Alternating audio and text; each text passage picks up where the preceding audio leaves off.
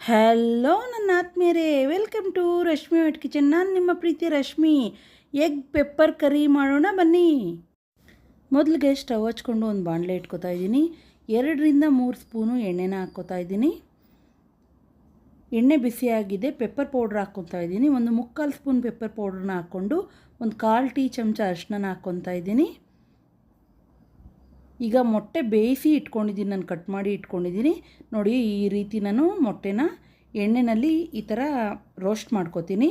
ಎಣ್ಣೆ ಮತ್ತು ಪೆಪ್ಪರು ಅರಿಶಿನ ಹಾಕ್ಕೊಂಡಿದ್ದೀವಲ್ಲ ಅದರಲ್ಲಿ ರೋಸ್ಟ್ ಮಾಡ್ಕೋಬೇಕಾಗುತ್ತೆ. ಎಲ್ಲ ಮೊಟ್ಟೆಗಳನ್ನು ಈ ರೀತಿ ಸೇರಿಸ್ಕೊಂಡು ನಾನು ಮೀಡಿಯಮ್ ಫ್ಲೇಮ್ ಇಟ್ಕೊಂಡು ಈ ಥರ ಎರಡೂ ಕಡೆ ರೋಸ್ಟ್ ಮಾಡ್ಕೋಬೇಕಾಗುತ್ತೆ ಮೊಟ್ಟೆನ ನೋಡಿ. ಈಗ ಒಂದು ಸೈಡ್ ಆಗಿದೆ, ಇನ್ನೊಂದು ಸೈಡ್ ತಿರುಗಿಸ್ಕೋತಾ ಇದ್ದೀನಿ. ಅದೇ ರೀತಿ ಎಲ್ಲ ಮೊಟ್ಟೆನೂ ತಿರುಗಿಸಿದ್ದಾಯಿತು. ಎರಡೂ ಕಡೆ ಫ್ರೈ ಮಾಡಿಕೊಡಿರೋಂಥ ಮೊಟ್ಟೆ ಈಗ ಒಂದು ತಟ್ಟೆಗೆ ತೆಗೆದುಬಿಡೋಣ ನೋಡಿ. ಈ ಥರ ಎಲ್ಲ ಒಂದು ತಟ್ಟೆಗೆ ತಗೋತಾ ಇದ್ದೀನಿ. ಎಲ್ಲ ಮೊಟ್ಟೆನೂ ತೊಗೊಂಡಿದ್ದಾಯಿತು.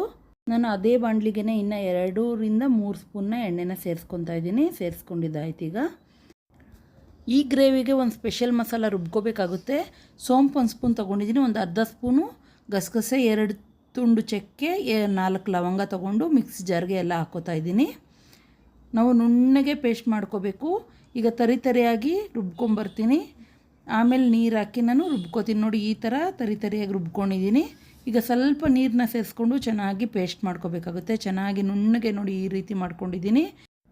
ಎಣ್ಣೆ ಬಿಸಿಯಾಗಿದೆ. ಈಗ 2-3 ಈರುಳ್ಳಿನ ಸಣ್ಣಗೆ ಹಚ್ಚಿಟ್ಕೊಂಡಿದ್ದೆ ಹಾಕ್ಕೊಂಡು ಫ್ರೈ ಮಾಡ್ಕೊತಾ ಇದ್ದೀನಿ. ಚೆನ್ನಾಗಿ ಫ್ರೈ ಮಾಡ್ಕೋಬೇಕು. ಗೋಲ್ಡನ್ ಬ್ರೌನ್ ಬರೋವರೆಗೂ ಫ್ರೈ ಮಾಡ್ಕೋಬೇಕಾಗುತ್ತೆ ನೋಡಿ. ಈಗ ಚೆನ್ನಾಗಿ ಫ್ರೈ ಆಗಿದ್ದೆ. ಕರಿಬೇವಿನ ಸೊಪ್ಪು ಒಂದು ಸ್ವಲ್ಪ ಸೇರಿಸ್ಕೊತಾ ಇದ್ದೀನಿ. ಈಗ ಫ್ರೈ ಆಗಿದೆ. 1 ಸ್ಪೂನ್ ಚಿಲ್ಲಿ ಪೌಡ್ರನ್ನ ಹಾಕ್ಕೋತಾ ಇದ್ದೀನಿ. 1.5 ಸ್ಪೂನು ಧನಿಯಾ ಪೌಡ್ರನ್ನ ಹಾಕ್ಕೋತಾ ಇದ್ದೀನಿ. ಚೆನ್ನಾಗಿ ಇದು ಫ್ರೈ ಮಾಡ್ಕೋಬೇಕಾಗುತ್ತೆ. ಎಣ್ಣೆಯಲ್ಲಿ ಚೆನ್ನಾಗಿ ಫ್ರೈ ಮಾಡ್ಕೋತಾ ಇದ್ದೀನಿ ನೋಡಿ. ಈ ಥರ ಚೆನ್ನಾಗಿ ಮಿಕ್ಸ್ ಮಾಡಿಕೊಂಡು ಚೆನ್ನಾಗಿ ಫ್ರೈ ಮಾಡ್ಕೋಬೇಕು ನೋಡಿ. ನೀವು ಈ ರೀತಿ ಒಂದ್ಸರಿ ಮಾಡಿ ತಿಂದು ನೋಡಿದ್ರೆ ಮತ್ತೆ ಮತ್ತೆ ಮಾಡಬೇಕು ಅಂತ ಇರ್ತೀರ. ರುಬ್ಬಿರೋಂಥ ಮಸಾಲೆ, ಸ್ಪೆಷಲ್ ಮಸಾಲೆನ ಹಾಕ್ಕೊಂಡು ಮಿಕ್ಸ್ ಮಾಡ್ಕೋತಾ ಇದ್ದೀನಿ. ಈ ರೀತಿ ಒಂದ್ಸರಿ ಪೆಪ್ಪರ್ ಎಗ್ ಕರಿ ಮಾಡಿ ನೋಡಿ, ತುಂಬಾ ಚೆನ್ನಾಗಿರುತ್ತೆ ಫ್ರೆಂಡ್ಸ್. ಇದು ಹಸಿ ವಾಸನೆ ಹೋಗೋವರೆಗೂ ಈ ಥರ ತಿರುಗಿಸ್ಕೊಂಡೆ. 2 ಟೊಮೊಟೊ ತೊಗೊಂಡಿದ್ದೀನಿ. 2 ಟೊಮೊಟೊನ ಕಟ್ ಮಾಡಿ ಈ ರೀತಿ ಸೇರಿಸ್ಕೊತಾ ಇದ್ದೀನಿ. ರುಚಿಗೆ ತಕ್ಕಷ್ಟು ಉಪ್ಪನ್ನ ಸೇರಿಸ್ಕೊತಾ ಇದ್ದೀನಿ. ಜಾಸ್ತಿ ಉಪ್ಪನ್ನ ಹಾಕಬೇಡಿ, ಮೊಟ್ಟೆ ಎಲ್ಲ ಉಪ್ಪು ಹೀರ್ಕೊಳ್ಳೋದಿಲ್ಲ, ಅದಕ್ಕೋಸ್ಕರ ನೋಡಿ. ಟೊಮೊಟೊ ಎಲ್ಲ ಈ ಥರ ನಾನು ಮಿಕ್ಸ್ ಮಾಡ್ಕೋತಾ ಇದ್ದೀನಿ. ಸ್ವಲ್ಪ ಚೆನ್ನಾಗಿ ಅದು ಸ್ಮ್ಯಾಶ್ ಆಗಬೇಕು. ಒಂದು ತಟ್ಟೆ ಮುಚ್ಚಿ ನಾವು ಬೇಯೋದಕ್ಕೆ ಬಿಡೋಣ ನೋಡಿ. ಈಗ ಚೆನ್ನಾಗಿ ಟೊಮೊಟೊ ಬೆಂದಿದೆ.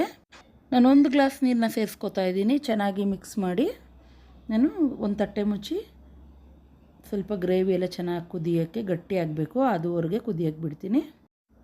ಇನ್ನೇನು ಕುದಿ ಬಂದಿದೆ ನೋಡಿ, ಚೆನ್ನಾಗಿ ಕುದೀತಾ ಇದೆ. ಇನ್ನೂ ಸ್ವಲ್ಪ ಗಟ್ಟಿಯಾಗಬೇಕು, ಹಂಗಾಗಿ ಮತ್ತೆ ನಾನು ತಟ್ಟೆ ಮುಚ್ಚಿ ಬೇಯ್ದು ಬಿಟ್ಟಿದ್ದೆ ನೋಡಿ. ಈಗ ಗಟ್ಟಿಯಾಗಿದೆ ನೋಡಿ. ಇಷ್ಟು ಗಟ್ಟಿಯಾಗಿದೆ ಸಾಕು. ಇಷ್ಟು ಗಟ್ಟಿಯಾದರೆ ಈಗ ಮೊಟ್ಟೆ ಹಾಕ್ಕೊಂಬಿಡೋಣ. ಗ್ರೇವಿ ಜೊತೆ ಮೊಟ್ಟೆ ಎಲ್ಲನೂ ಚೆನ್ನಾಗಿ ಹೊಂದ್ಕೋಬೇಕಾಗುತ್ತೆ, ಹಂಗಾಗಿ ಮೊಟ್ಟೆನ ಸೇರಿಸ್ಕೊತಾ ಇದ್ದೀನಿ. ಎಲ್ಲ ಮೊಟ್ಟೆನೂ ಸೇರಿಸ್ಕೊಂಬಿಡೋಣ. ಇನ್ನೇನು ಎಲ್ಲ ಮೊಟ್ಟೆ ಸೇರಿಸಿದ್ದಾಯಿತು. ಈಗ ಪೆಪ್ಪರ್ ಪೌಡ್ರ್ ಒಂದು ಅರ್ಧ ಸ್ಪೂನ್ ತೊಗೊಂಡು ಸ್ವಲ್ಪ ಮೇಲೆಗಡೆ ಹಾಕ್ಕೋತಾ ಇದ್ದೀನಿ. ತಟ್ಟೆ ಮುಚ್ಚಿ ಮತ್ತೆ ನಾವು ಕುದಿಯೋದಕ್ಕೆ ಬಿಟ್ಟಿದ್ದೀವಿ ನೋಡಿ. ಇನ್ನೇನು ಗ್ರೇವಿ ರೆಡಿಯಾಗಿದೆ. ಎಗ್ ಗ್ರೇವಿ ಚಪಾತಿ, ಪೂರಿ, ಪರೋಟ ಮತ್ತು ಗೀ ರೈಸು ಇದಕ್ಕೆಲ್ಲ ತುಂಬಾ ಚೆನ್ನಾಗಿರುತ್ತೆ ಫ್ರೆಂಡ್ಸ್. ನೀವು ಒಂದ್ಸರಿ ಈ ಥರ ಎಗ್ ಗ್ರೇವಿ ಮಾಡಿ ನೋಡಿ, ತುಂಬಾ ಇಷ್ಟಪಟ್ಟು ತಿಂತೀರಾ. ನಿಮಗೆ ಈ ರೆಸಿಪಿ ಇಷ್ಟ ಆಗಿದ್ದರೆ ಲೈಕ್ ಮಾಡಿ, ಶೇರ್ ಮಾಡಿ, ನನ್ನ ಚಾನಲ್ಗೆ ಸಬ್ಸ್ಕ್ರೈಬ್ ಮಾಡಿಕೊಂಡು ಸಪೋರ್ಟ್ ಮಾಡಿ. Thank you friends.